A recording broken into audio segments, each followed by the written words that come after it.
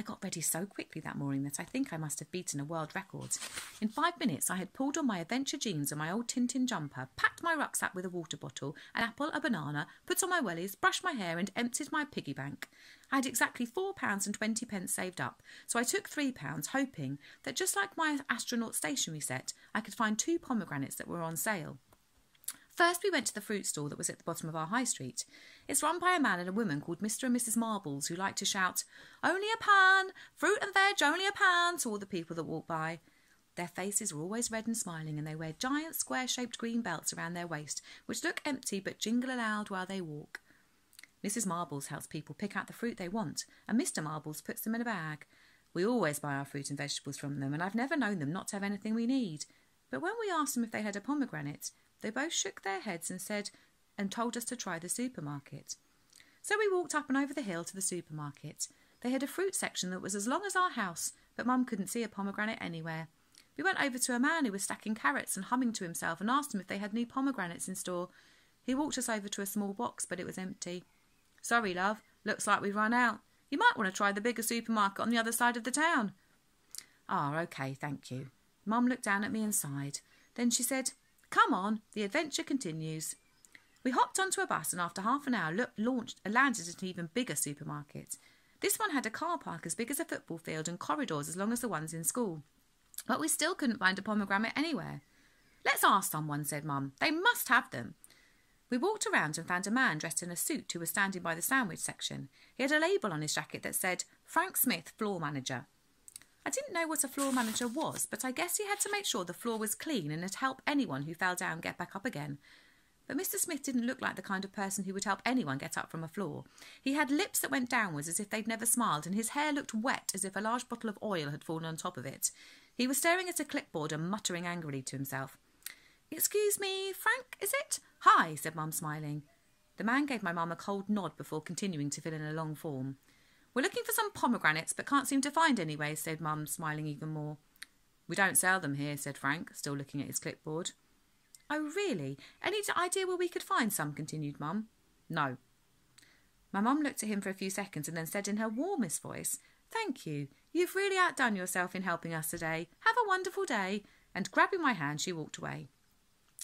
"Mum, why were you so nice to him?" I asked. "He was horrible. He didn't try and help us even a little bit." "Because you should never be horrible to someone who's being horrible to you," said Mum. "Otherwise they win by making you just as bad as them. Now, come on, let's get back on the bus. There's another place I know we can try." By this time I was getting hungry, so while we were waiting for the next bus, I ate my banana. Said my mum, looking at her watch. It was nearly 2 o'clock and there were some dark grey clouds gathering in the sky. "I'm afraid the next stop will have to be our last one. It looks like it's going to start raining in a bit." A few seconds later, a very full bus pulled up in front of us and we squeezed on. I clung to Mum's coat because there weren't any empty seats and waited for our stop. I was worried, because if this was our last try, then I had just one chance left to find a pomegranate, so I crossed my fingers and my toes and made a wish that we would. The next place felt like an awfully long way away, and when we finally got there, it was filled with so many people that we could hardly walk properly. There were lots and lots of market stalls lying in the middle of a big road, all selling fish and meat and bedsheets and long gold chains. There was a man with a microphone who was trying to sell perfumes like a game show host by shouting, "Roll up, roll up." And next to him was a woman shouting, "Peter never picked potatoes as good as these before. Buy 'em now before they go." I wondered who Peter was and how much money he'd made picking potatoes, but then I could smell onions and burgers being cooked somewhere, which made my tummy rumble. I love burgers, especially ones that have lots of fried onions and ketchup in them. But I wanted to save my money for the pomegranate, so I scrunched up my nose and tried not to smell anything at all. We visited every stall in the market, from the beginning of the street, but even though we looked as carefully as we couldn't find a single pomegranate anywhere. My mum had told me to look for a pinkish ball that looked like a very hard apple and which had a small crown on the top, but I couldn't see anything that looked even a little bit royal. "Try the store up by the station," suggested one of the stall owners. "They have everything under the sun in there. They should have some." "Thank you," said Mum. She grabbed my hand and gave it a squeeze because she could tell I was starting to give up hope. "Nearly there," she whispered. "I can feel it." We walked for 5 minutes down the road and up to the station and found the shop the women in the market had told us about. It was much smaller than the big supermarket with Frank, the horrible floor manager, in it, but it was bright with lots of coloured lights and bowls of fruit and vegetables inside. He had everything you could think of: peaches and plums, mangoes and bananas, kiwis and pears, yellow apples and red apples and pink apples, and even a spiky pink and green fruit that I'd never seen before. But we couldn't see any pomegranates. We went inside and Mum asked the man standing behind the counter. "Ah," nodded the man, scratching the tip of his nose. "Pomegranate, I see for you." And talking out loud to himself, he hurried to a corner of the shop and quickly looked through some of the boxes.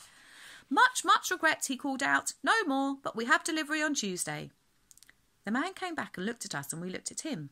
He had a large white beard, a moustache that was curly at the ends, and was wearing a bright red turban.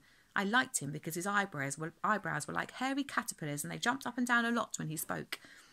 "Oh, well," said Mum, "we tried at least." The man looked at me, and I think he must have noticed that I was looking sad, because he said, "It is for little one?" I looked up and nodded. "And for my friend," I said. "He's new in my class and misses home, and that's what he used to have." "I see," he said, looking at me with a smile.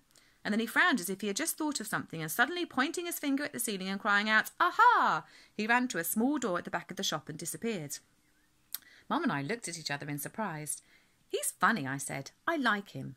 "He seems lovely," agreed Mum. After a few seconds the man came back, but instead of returning to the counter he came and stood in front of us. "They are not perfect, but we'll be okay," he said, and whipping his hands out from behind his back he held up 2 little pink balls that each had a crown on top. "Oh," cried out Mum, "you have some." "They are a little old. My wife, she says they are not perfect, 100%, so we don't sell, you see." My wife, she knows everything about fruit, so I listened to her most. "They're perfect enough for us," laughed Mum, "aren't they?" I nodded. "You and your friend enjoy, please," he whispered, and tapped me on the nose with a finger that had a golden ring with a large red stone on it. I looked down at the pomegranates. They were the size of grapefruits and had a hard peachy pink and brown skin that was as smooth and shiny as polished glass, and both of them had a tiny flower on the top made up of exactly 7 stiff brown petals. They were the best, most interesting things I had ever seen. Mum took out her purse because that's where I'd put my pocket money, but the man shook his head and waved his hand. "No, no, you must not. It's a gift for little one." The man held up his hands, which made Mum go quiet, and then put a hand on his chest. "It is gift. They are not excellent, not new, so very poor gift." "They're the best gift," said Mum, "aren't they?" I nodded, feeling so happy that I wanted to hug the man and Mum and jump up and down all at once. "Thank you, sir," I said, giving the man an enormous smile. "Welcome, welcome," he said, and smiling back he gave me a pat on the top of my head and waved at us as we left the shop. "What a wonderful man," said Mum as she helped me put the pomegranates in my rucksack. "He looked like a king," I said, thinking of the ring with the stone in it and his red turban. Mum laughed. "He certainly has the heart of one." Maybe he is one. You can never tell with people. Now, seeing as our unexpected adventure is at an end, let's hurry home before it starts to pour. I looked up. Everything had suddenly turned dark and the sky was filled with large grey clouds that were so low you could hear them rumbling. But I didn't care, because I had 2 of the best presents I could ever have in my bag, given to me by a man with the heart of a king.